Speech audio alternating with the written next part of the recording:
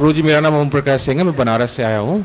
अच्छा। मेरा प्रश्न है गुरुजी, आजकल हम देखते हैं कि बहुत सारे बाबा और गुरु जो है मार्केटिंग चैनल में आ रहे हैं और बहुत सारा उनके खिलाफ कुछ केसेस होते हैं, करप्शन होता है। तो हम as a normal person citizen कैसे जो है जाने कि हमारा गुरु कौन है और किसको हम जो है किसके लिए श्रद्धा से हम ठीक है, बैठ। सुनिए, आप ये ट्रेन से यात्रा करते हैं, हवाई जहाज से भी, ठीक, और टैक्सी में भी, ठीक है, कार में भी, इन सब के पायलट या ड्राइवर होते हैं या नहीं? ट्रेन के भी ड्राइवर होते हैं, वायुयान के भी पायलट, कैप्टन, संचालक, ड्राइवर, इसके भी होते हैं, कार के, टैक्सी के। तो आप यह विश्वास करके चलते हैं, इनको जो प्रमाण पत्र दिया गया है कि यान के संचालन में यह समर्थ हैं, अधिकृत हैं, वो जाली नहीं है। यद्यप शासन तंत्र में गड़बड़ी है, लेकिन आप ट्रेन में यात्रा करें, ड्राइवर के पास जाके पूछे तुम ट्रेन चला पाओगे या नहीं, तो आपको कुछ और समझा जाएगा। हमने उदाहरण दिया, ऐसे जो हमारी स्वस्थ गुरु परंपरा थी, तब कोई प्रश्न ही नहीं उठता था कि आजकल के बवंडर फैलाने वाले बाबा भी हो सकते हैं। समझ गए ना? कुल गुरु होते थे, परंपरा से परखे होते थे। क्या है? कुल गुरु होते थे, सार्वभौम आचार्य शंकराचार्य होते थे। ईस्वी सन से 507 वर्ष पूर्व शंकराचार्य का प्रादुर्भाव हुआ। अंग्रेजों ने गलत इतिहास लिखा। ईस्वी सन के बाद 8वीं शताब्दी में, तो जब भगवान शंकराचार्य का प्रादुर्भाव हुआ था, उस समय विश्व में न ईसा मसीह थे, न मोहम्मद थे, न कोई ईसाई था, न मुसलमान था, न पादरी था, ये पारसी था। उस समय सार्वभौम गुरु के रूप में शंकराचार्य पूरे विश्व में माने जाते थे। 4 उन्होंने धार्मिक या आध्यात्मिक राजधानियां बनाई भारत में, 4 धाम, और पूरा विश्व कार्यक्षेत्र था हमारा, विशेषकर बृहद भारत हमारा कार्यक्षेत्र था। अब स्वतंत्र भारत में राजनेताओं ने संत बनाना, कथावाचक बनाना आरंभ किया। ये अंग्रेजों की कूटनीति, उनके यहाँ परंपरा से पोप जी की गद्दी है और हम व्यासपीठ से सुदूर हो जाएं, इसीलिए सबसे पहले बुरा न मानो होली है। अंग्रेजों ने कूटनीति का परिचय दिया। कल भी मैंने संकेत में कहा था प्रवचन में, गांधी जी को आध्यात्मिक मनीषी के रूप में ख्यापित किसने किया? अंग्रेजों ने। समझ गए? ताकि व्यासपीठ, शंकराचार्य जो प्रामाणिक गुरु होते पूरे विश्व के, फिर सनातनियों के, हिंदुओं के, उनसे दृष्टि उचट जाए। समझ गए? उसके बाद गांधी जी चल बसे, तो नेहरू जी ने गुलजारी लाल नंदा को आगे करके भारत साव समाज की स्थापना की और कहा कि इस भारत साव समाज के सदस्य जो नहीं बनेंगे संत महात्मा, वो भिखारी समझे जाएंगे और जेल के शिकंजे में बंद कर दिए जाएंगे। लोभ के कारण, भय के कारण उस समय के ख्याति प्राप्त संत महात्मा भारत साव समाज में क्या हो गए? भर्ती हो गए। हमारे पूज्य गुरुदेव धर्म सम्राट स्वामी कर्पात्री जी महाराज के अभियान को कुचलने के लिए नेहरू जी की यह योजना थी। पुरुषोत्तम दास टंडन जी का नाम आपने सुना होगा। उन्होंने नेहरू जी से कहा कि नेहरू, ये क्या करने जा रहे हो? सच्चे संत तो जेल के शिकंजे में बंद होंगे और मलाई चाटने वाले संत हवाई जहाज से यात्रा करेंगे। तो जेल में तो संत डाले नहीं गए, लेकिन शासन तंत्र ने क्या किया? कांग्रेसी प्रचारक बना दिया संतों को। अधिकांश संत उस सभा में बह गए। आगे उसी की नकल की अशोक सिंघल जी ने। अशोक सिंघल जी हमारे बहुत लाडले प्यारे, 70 बार कम से कम मेरे पास आए होंगे। उन्होंने क्या किया? धर्म संसद बना दी। उसका लक्ष्य था जनसंघ भाजपा का प्रचार करें संत महात्मा। जो उनके मंच पर आ गए उसी को शंकराचार्य कह के ख्यापित किया।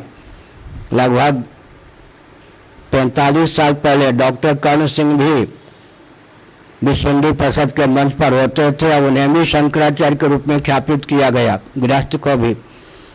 और कुछ समय पहले साक्षी जी जब पहले चुनाव लड़े थे तो उन्हें शंकराचार्य के रूप में विश्वहिंदू परिषद भाजपा ने ख्यापित किया।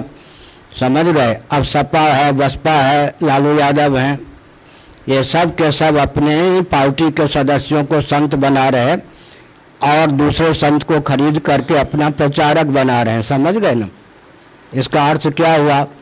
इसका अर्थ यह हुआ कि रावण ने तो एक नकली बनाया था काल ने, इतना प्रभावशाली था कि उसके चपेट में हनुमान जी आ गए। कुछ समय के लिए तो आ ही गए। अब चंद्रा स्वामी जी से लेकर अब तक जो कांड चल रहा है वो किसके द्वारा ख्यापित है? ये सब कोई परंपरा के संत हैं? ये सब के सब शासन तंत्र के यंत्र बनाए गए संत हैं। उनसे जो होना चाहिए, सुनिए, धर्म और ईश्वर अध्यात्म के बल पर जो उठता है उसे कोई गिरा सकता है? प्रहलाद को किसी ने गिराया क्या? और दिशाहीन व्यापार तंत्र, प्रचार तंत्र और शासन तंत्र के बल पर जो उठता है वो धड़ाम से गिर जाता है। और एक विचित्र बात है, मैं केवल संकेत करूंगा, उस व्यक्ति का जीवन जैसा भी हो, अगर अंतिम सांस तक वह शासन तंत्र से तालमेल बैठाए रखता है तो पूज्य बना रहता है। कहीं अड़ जाता है तो जेल के शिकंजे में बंद हो जाता है। आंध्र के साईं बाबा, उनके शव को देखने के लिए सोनिया गई, मनमोहन सिंह गए या नहीं? इसका मतलब अंतिम समय तक उन्होंने शासन तंत्र से तालमेल बैठा के रखा। वो कैसे थे दुनिया जानती, उनके कमरे से क्या क्या सामग्री निकली दुनिया जानती। समझ गए। जो लोग तालमेल बैठाने में चूक गए, कहीं अड़ गए, वो जेल के शिकंजे में पहुंच गए। समझ गए। तो शासन तंत्र, प्रचार तंत्र, दिशाहीन मीडिया तंत्र, प्रचार तंत्र और व्यापार तंत्र के उठाए हुए संतों की यही दशा होती है। तो परंपरा को नष्ट करने के लिए यह अंग्रेजों का कुचक्र है। अभी आज समाचार पत्र में आया, अखाड़ा परिषद ने कुछ बाबाओं के नाम लिया। अब मुल्लाओं ने क्या किया है, उनके यहाँ जो नकली मुल्ला हैं उनकी सूची बनाकर घोषित करने की योजना बनाई। इसका मतलब मुसलमानों में भी घुस गए नकली मुल्ला, यही ना। हो सकता है कि नकली मुल्लाओं का ग्रुप ही असली मुल्ला को नकली सिद्ध कर दे। ये भी होता है भारत में। समझ गए। हाँ, पुराना मानो होली है। हरिद्वार में घटना घटी, अत्यंत आतंकवादी एक व्यक्ति ने कहा श्रृंगेरी के शंकराचार्य का हमारा नाम लेकर इन सब नकलियों को मैं ठिकाने लगाऊंगा। माने यह भी होता है क्या? नकलियों का सरदार जेल के शिकंजे में नहीं, फांसी के तख्ते पर झूमने योग्य व्यक्ति कहता है पुरी के शंकराचार्य, श्रृंगेरी के शंकराचार्य अगर पद नहीं छोड़ते हैं तो इनको हम ठिकाने लगाएंगे। मतलब शासन तंत्र कितना दिशाहीन है। अंग्रेजों के शासन काल में कोई नकली शंकराचार्य था? स्वतंत्र भारत में ये अंग्रेजों की कूटनीति है। मुझे अच्छी तरह मालूम है, सुन लो आप काशी वाले। एक महामंडलेश्वर जी ने अपने आप को जगत गुरु ख्यापित किया अंग्रेजों के शासन काल में। केस चला, अंग्रेजों के यहाँ से निर्णय क्या आया, जगत गुरु जो चार पीठ के शंकराचार्य हैं उनके अलावा किसी के नाम के पहले जगत गुरु शब्द का प्रयोग नहीं हो सकता। महामंडलेश्वर भी जगत गुरु शब्द का प्रयोग नहीं कर सकते, वो शासन था। अब तो जो एजेंट बन जाता है वो शंकराचार्य बन के घूमता है। समझ गए ना। इसलिए यह शासन तंत्र की दिशाहीनता है। क्यों? दिशाहीन जो राजनेता होते हैं वो सच्चे संत को सह नहीं सकते।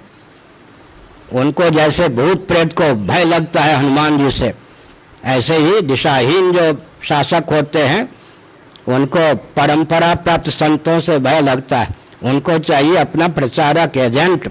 समझ गए ना।